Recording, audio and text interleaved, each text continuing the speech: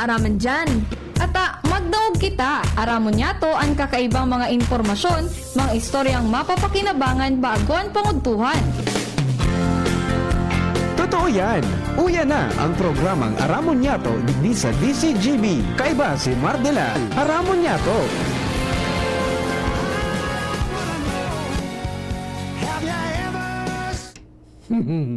Ano nangyari? Namulto kita ha.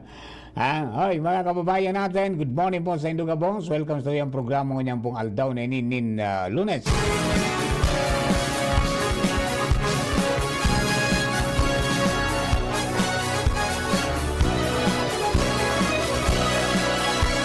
Kabayan, dapat mong malaman na kailangan mong maintindihan ang usapan na may kinalaman sa iyong kapaligiran. Gaya ng aming sinabi, makinig ka. Dito sa inyong bahay, makikaming. Dito sa programa, Mardela ating kasama. Pakinggan natin si Mardela, samahan natin si Mardela. Sa balita, issue at sa komentaryo, kay Mardela tayo ay Good morning mga kababayan natin, Luzon, Visayas, Mindanao. Welcome sa programa Aramon Nyato hanggang 11 o'clock lang po kita. Kapag alas 11 ang magiging mensahe po mga tugang ni Bishop Bong Bailon sa iya pong reflection. May kinaraman po digdi sa tuya pong obserbasyon kan Semana Santa. Sa mga kabarangay po nato kung sa nung likod, Mardela daing iba sadit sana pero tiyan. Technical side yan po si Chief Ranier Tanay, yaon man sa DCGB Social Media Department sa pong IT. Jerome Nico Martinez, Newsroom. Nasa tuyang mga Angels, Papa Mars Angels. Yaon dyan si Jenny Matthew Valera at saka si Ciara Meliron. Sa Newsroom, siyempre sa pag-update kan mga pangyayari sa DCGB News Online Facebook page. Yaon po sinda dyan. Kasabay siyempre si Jimus Barrios. Dalawa sa Mega Force Patrol sa kadagos pong pangalap ng mga impormasyon, mga istorya na pong nainirepsensa ng mga area of responsibility. Yaon dyan sa 30 sa kamuyang Field Commander, Chief of Reporters, Jimmy Nasalita. Tabaco City from sa First District. Diyan po Santo Domingo hanggang Tiwi. Padingjo Marbien. Yan man siyempre si Partner Al sa City Hall. Si Karen, mga tugang sa Kapitolyo. Si Joshua sa Daraga area. Si Angel, mga tugang Legazpi Port District as in Regional Center Site. Si Boy Mata, mga tugang mata ng DCGB sa kalsada sa mobile. Hindi po ka boss minasaludar, mga kabayan, minapapon sa magmang morning. At sa mga birthday celebrators, happy birthday. Many returns of the day, more life, prosperity, and happiness. Happy birthday kay Primo. Retirement Day, mga tugang kasamuyang Municipal Environment and Natural Resources Officer kang LGU Santo Domingo, si Manoy Tinoy Balingbing. 65 na pala si Manoy Tinoy, nabating tingana. Ayan, welcome po. Ano yan? Happy Retirement Day, Manoy Tinoy. Ayan, di makasikaso muna sa mga gusto mong kasikasuhon. Ayan. Alright. Sa mga kababayan huwag na muna magpakarga. And tama-tama po ini na Holy Week, magkakabiyay ka muning Haralawig. Big time, mga tugang ang rollback. Effective tomorrow, 6 o'clock in the morning. Ang gasolina, mababa po ng 3 pesos 60 centimos kada litro. Hali, 360 per liter ang rollback, mga tugang sa gasolina. Sa diesel, mababa naman ng 2.90. 290 per liter, mga tugang ang diesel. Mantang ang kerosene, 330. 330. Okay, at 3 pesos and 30 centavos. 330 kada litro sa kerosene. Iba. O yan po, ipapautobyang ka mga oil companies effective 6 o'clock in the morning tomorrow, April 15. So, tama-tama, sweldo nindo, dakul-dakul ka mong pangkarga. Mararayuan sa imong madudumanan ngunyang punaho Holy Week sa pagbisita iglesia, dakul kang gasolina. Di ba? Yan po tabi, para duman sa mga kababayan ta, ang mga dagdag na mga impormasyonista para duman sa mga taga-Bagantabay. And then siyempre, ang parumdum mga tugang kang COMELEC, 28 days na lang mga tugang bago ang eleksyon. Edi, 28 días bago mga tugang ang eleksyon. Sa May 12, 2025. Kaya piparumdum mga tugang ang mga kababayan ta na sa Huwebes Santo, April 17, 2025, that is Monday, Thursday, o Huwebes Santo, and then April 18, Good Friday o Biyernes Santo, bawal po ang kampanya. Nakapalaman yan sa kalendaryo mga tugang kang COMELEC. And kapag may nagbayular digdi, mga tugang, this is an election offense na pwede pong madiskwalipikar o magkagawa ng problema mga tugang sa sarong kandidato.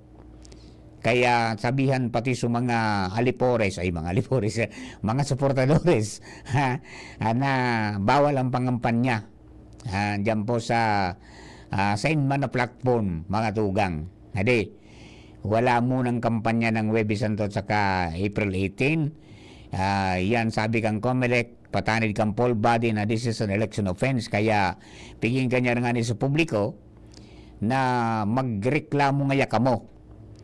Pwede ngayang sa pulis and then direkta na mga tugang sa Regional Trial Court or sa pinakaraning mga opisina mga tugang kan Commission on Elections. O iyo po yan tabi ang patanid. Tanganing hindi magkagawa ng problema. And syempre, mga tugang, duman sa mga kababayan ta, may mga declaration na mga half day na paggano yan. Half day na paglaog sa trabaho, mga tugang, ang ano yan, ang mga lokal na gobyerno, yung ano yan, yung sa tuya pong provincial government may paluwas na mga tugang na abiso na sa maabot pong Miyerkules Santo half day na sana mga tugang ang patrabaho. Yan po, half day mga tugang ang trabaho sa maabot po na petsa 16 kan Abril bilang preparasyon mga tugang sa Semana Santa. Yan po nakapalaman sa Memorandum Order Number 032 series of 2025 bilang pag-commemorar kan Holy Week. So ang sabi mga tugang duman sa memo, ang gabos na trabaho sa Provincial Government of Albay offices, units and hospitals suspendido sa Miyerkules. And ang suspension, effective mga tugang 12 o'clock ng udto bilang preparasyon para po sa mga regular na holiday sa April 17 o Huwebes Santo, as in Abril 18 na Good Friday o Biyernes Santo. Pero sa mga opisina nan panginot na trabaho mga tugang, iyon may kinaraman sa salud, sa social services as in disaster response and management, as hindi pa pang may kinaraman digdi, magkakanigo po na maging preparado para makaresponde sa mga day pinaglalauman na mga insidente. So iyo po yan tabi ang nakapalaman mga tugang sa probinsya ang Memorandum Order Number 032 na pigpaluas mga tugang kang Provincial Human Resource Management Office. Okay? Para po yan sa gabos na mga kababayan nato. Ayo. And then siyempre, mga tugang duman sa mga taga-Bagantabay ta, padagos man ang pagpaparumdum ka mga otoridad na mag-ingat po sa pagbiyahe. May mga nagkaka-aksidente na tulos mga tugang sa satuya po mga tinampo. Kasod ba nagpuon ang kabalikat Civicom particular sa Santo Domingo, yung 430 sa Romanggi Base Chapter kan Hoplan Sumbak, Hoplan Summer Vacation, nag-put up ng public service, public assistance center. May radyo, as in may mga tropa na nagresponde o pwedeng magresponde kung may mga rimalaso, lalo na kung mga aksidente. So, nya umaduman sa BFP o Bureau of Fire Protection, medical team, and then so Santo Domingo Emergency Response Team, tapos yung kapulisan, yung PNP, may Uplan Sumbak din yung PNP, akong po dumantaraning kami. May nangyari pong incident, kaso hapon, magdedordiklom na 5:30 na. Nainot sana akong mabanti paligaspe. Na nag-abit pa ako duman. Kundi mga between 5:30 to 6, may nangyari pong incident diyan po sa sa Fidel Sortida, Purok 4. May sarong motorsiklo na sabi nadingkilan mga tugang kan tricycle. Karon ay nag-aram karo sa tricycle, diretso da sana sudalagan.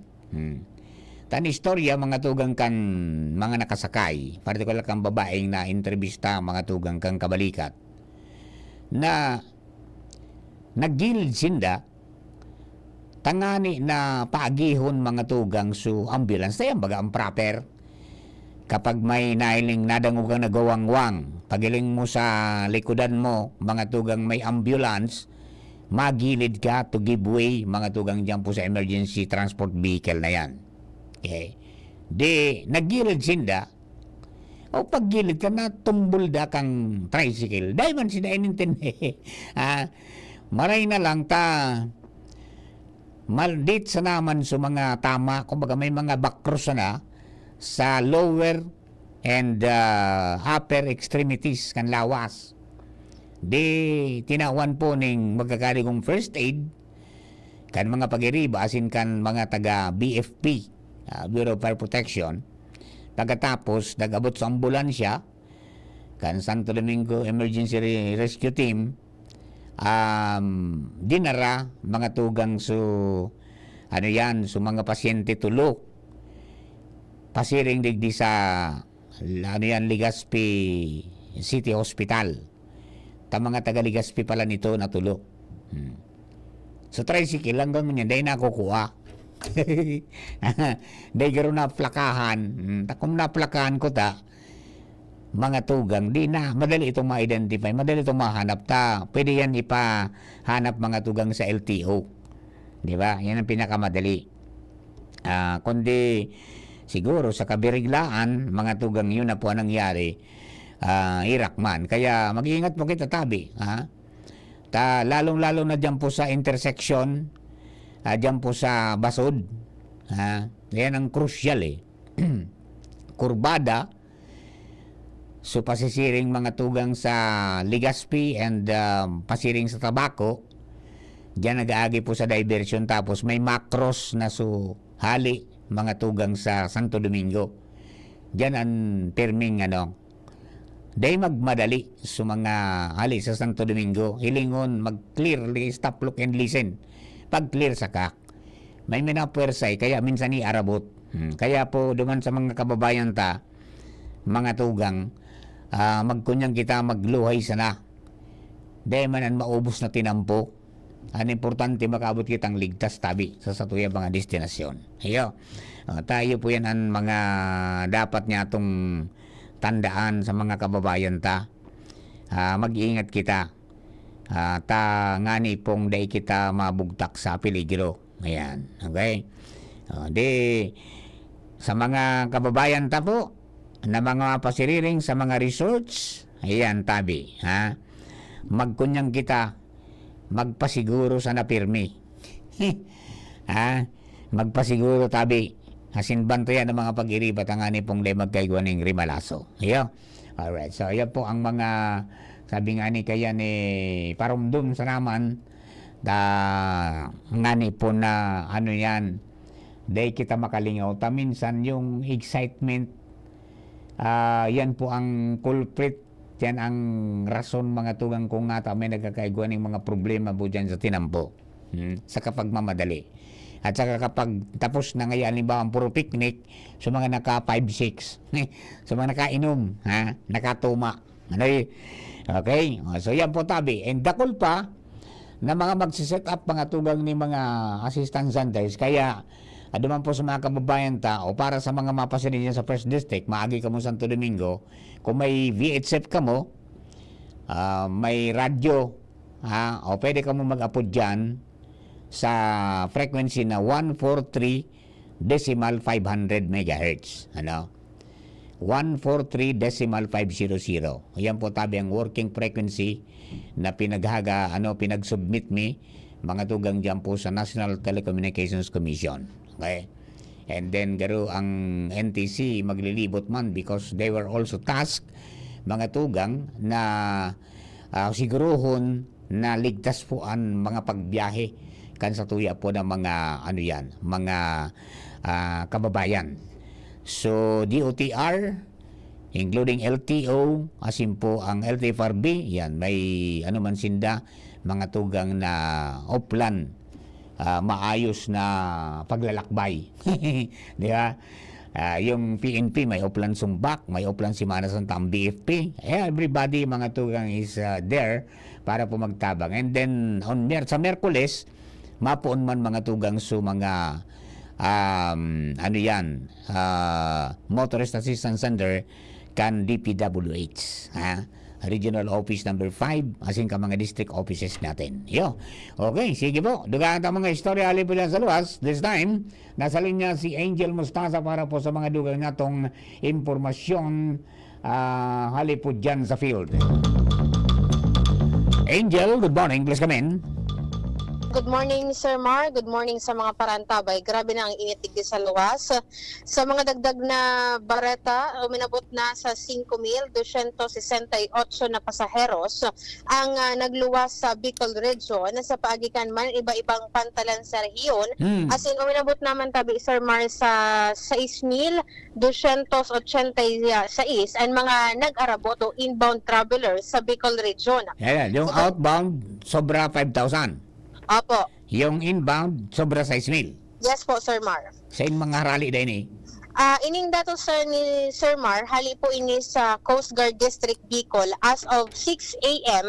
kasubagong aga, Abril 14. Ini na dato sa ipighiras ka na komandansya sa panganot ni Commodore Ivan Roldan kasabay kan sa inang implementasyon kan Oplan Biyahing Ayos, Semana Santa and Summer Vacation 2025. Sigun sa komandansya, Sir Mar, padagosan sa inang maygot na pagbabantay sa mga tauhan o sa mga pantala na sa rehiyon para mamantinir ang katrangkiluhan asin kaligtasan kan mga pasahero. Para sa pagbabantay sa mga pasaherong mga laog asin maluwas sa mga pantalan ni sa rehiyon, nakapag-inspeksyon naman sinda, Sir Mar, ni na mga vessel na maaragi sa maraharali digi po sa mga pantalan sa pagikan na 378 mga personahe sa nakataltag sa maniba-ibang pantalan digi sa rehiyon. Ang Oplan na Biyahing Ayos Semana Santa and Summer Vacation 2025 ang pinuunan kasuhapon Abril 13 sa Good Abril 20. Dangugon ka, Sir Mark, ang tingog po ni Commodore Ivan Roldan. May dala na tinatawag natin na Oplan para sa Sumba, bibinahagi sa amin ang high report sa Philippine Coast Guard.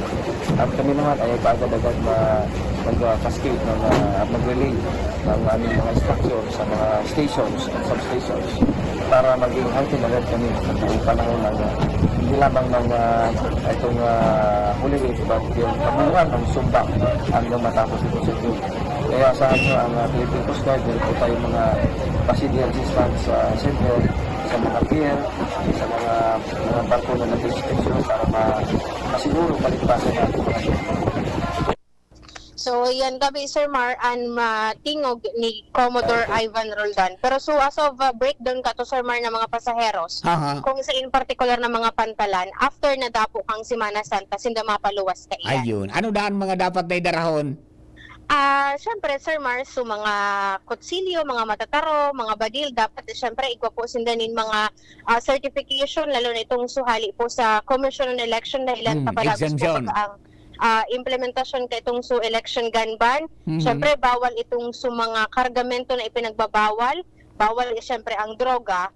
And dapat preparado lang itong sa mga pasaheros na magbalo ni na mga pagkaon ta just in case may mga instances na ma-stranded, madilingi po Sir Mar ang biyahe, day magugutuman. Roger that. Okay. So yan tabi Sir Mar ang mga dagdag informasyon hali sa Coast Guard District Bicol, Angel Mostaza, DCGB News. Thank you very much, Angel. Yan po mga tugang, mga duga atong mga impormasyon. And siyempre, mga tugang, congratulations po sa ano yan, sa mga pagiribata sa NBI, as in maging sa local government po kan Libon, ha? Kasubago, mga tugang sa ginibong ano yan, flag raising ceremony diyan po sa Libon LGU grounds, may pigtaong certificate of commendation sa National Bureau of Investigation mga tugang Bicol Regional Office Intelligence Officer Mr. Salvador Duca Jr. as in Mr. William Pigason para duman sa saindang ispersos na nagresulta para sa matrangkilo as in voluntaryong pag-surrender mga tugang kan ground commander kan Concepcion Criminal Gang as in number 9 most wanted sa Libon kanakaagi pong April 5 siring man so masunod pang mga operasyon as in intervention mga tugang kanasabit na organisasyon. So nakareceive mga tugang ng siring man na certificate si Attorney Felipe Jesse Jimenez Sr. o Jr. ang senior agent and agent on case for the Concepcion Criminal Gang since 2012, as in si Attorney Edwin Romano, supervising agent NBI Bicol. So yan po mga tugang ang ano yan pag midbid dahil dakulaon pong tabang ang nagibo ka mga otoridad para makabalik sa sabi nga ni kayan matrangkilong status ang commission o kaya ang Libon, lalo na sa mga barangay na nasa hararayong mga lugar na dati pinagtatakutan, sinag-aralan sa mga residents. Pero ngayon, wala na dahil na-neutralize na mga tugang sa Concepcion Gang o Concepcion Criminal Group. So, sana ngaya, magdire-diretso na po yan. And then, maging itong nabilog ko na rabe, criminal group, mga tugang o criminal gang, ayun po, nalansag na dahil nagadan man po mga tugang sa indang leader. Yeah. Sana maging matrangkilo na po. As in, makadire-diretso na ang pagprogreso, mga tugang. So, dakulang bagay, ito pong nag-iwo mga tugang ni Congressman Didi Cabredo na talagang yinugyug niya. Maging ang national media, maging ang Kongreso, ang Chief PNP, as in ang gabus na, pati NBI, magtarabang-tabang, as in, nagtrayon po, mga tugang na may balik ang katrangkiloan dyan po sa lugar. Iya ba?